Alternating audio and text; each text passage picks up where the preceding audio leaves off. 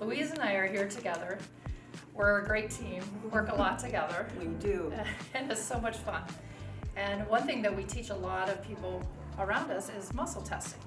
And so some people have learned muscle testing where you extend your arm out and we push and we see if it's strong or weak. But that requires us to have someone else around us. Mm-hmm. And so Louise is going to explain the sway test. The sway test is a very simple technique to use if you're standing up. What we're looking for are those things that are positive. And you can start with things very simply. You can make a statement, even if I say, my name is Louise, I will sway back. Forward means yes, back means no, okay? So if I say, my name is Louise, my body will go forward.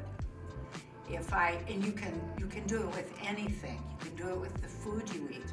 It's in my highest good to eat some raw vegetables tonight. And it's not, raw vegetables aren't very good for my tummy. It's good for me to eat cooked vegetables. And my body wants to go forward. So we can start with simple things, and it's fun to test it, to see how your body, if you say something like love, your body will go forward.